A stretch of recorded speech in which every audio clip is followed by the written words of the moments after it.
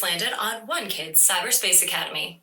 I'm Captain Cosmo, and last mission we learned about being stellar digital citizens and created our digital cyber shields to remind us to be kind, safe, respectful, and responsible online. On today's mission, we are going to dive into the mysterious world of digital footprints.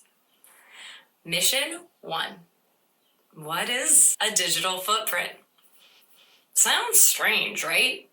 Digital footprint. Well, when I think of footprints, I think about being at the beach and my footprints behind me when I'm walking in the sand, or when I'm hiking in the mountains and in the mud and the footprints stick. So what do you think a digital footprint could mean? Well, we know that anything digital means anything online. And footprints are tracks. So when we literally put those together, everything you do online leaves tracks, like footprints in the sand or mud. So think about it this way. Every photo you post, video you like, comment you write, or game you play can leave a mark. Even if you delete something, it might still be saved or seen. This is true for computers, tablets, phones, and anything online. Quick activity, digital footprint detective.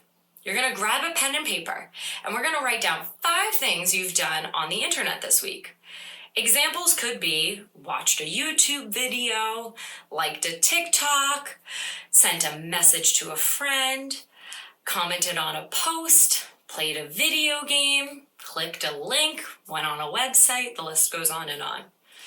The first one should be easy to jot down. You're currently watching a YouTube video, so this could be the first thing you write. Now think of 4 more. Pause and come back when you're ready. Well, great work. Each thing you have done is part of your digital footprint, but it's like an invisible trail that you forget about after it happens, unlike the physical footprints we can see in the sand or mud. Let's get into these trails in mission 2. So digital footprints can come in all shapes and sizes. Some can be huge and obvious, and then some can be super tiny and invisible.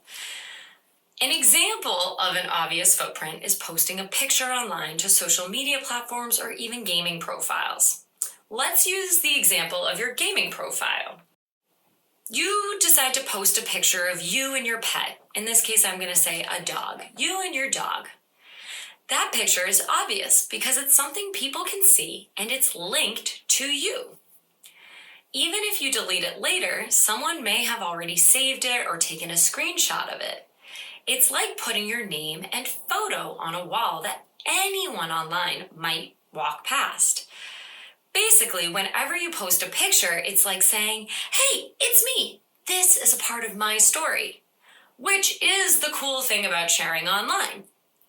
But it has its downfalls that we have to be aware of as well.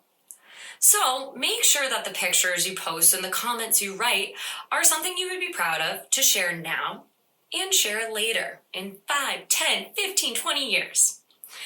Now let's think about what an invisible digital footprint is, the tiny ones.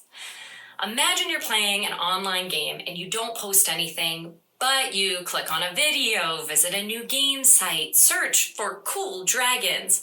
You log in with an email or like or dislike a post.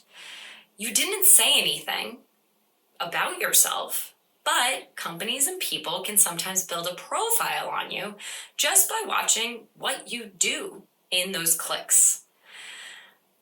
It's kind of strange to think about, huh?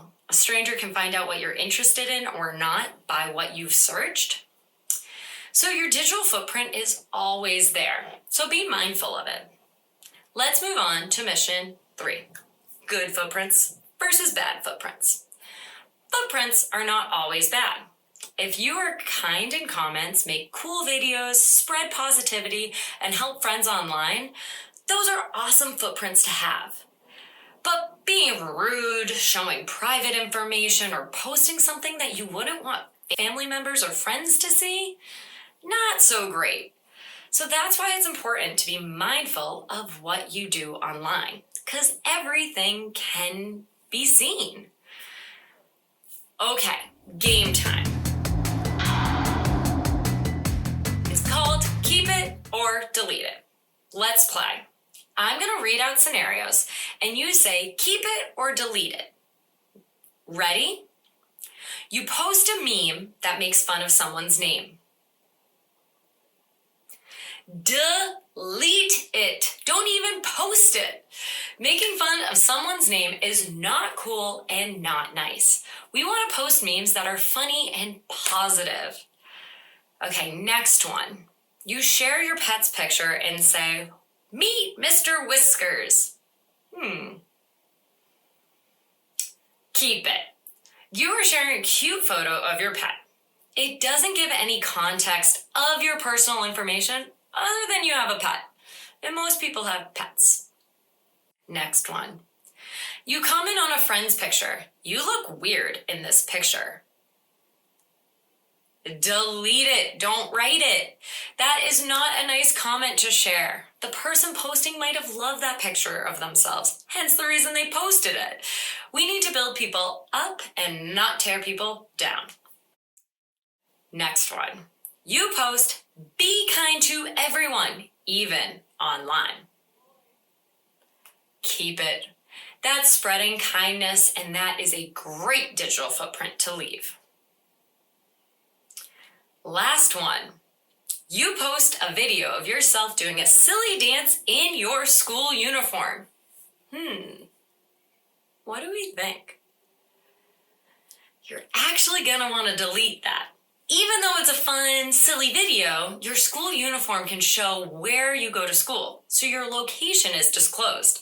And that's private information that you should keep to yourself. Awesome work, everyone. Moving on to mission 4. How to control your digital footprint.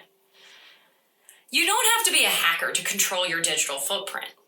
What we can do instead is pause and preview before posting anything online. Pause and preview what you are about to share and make sure that it's appropriate, kind, respectful, all of the things we've been learning, and something you would be proud of commenting or sharing with others now and in the future.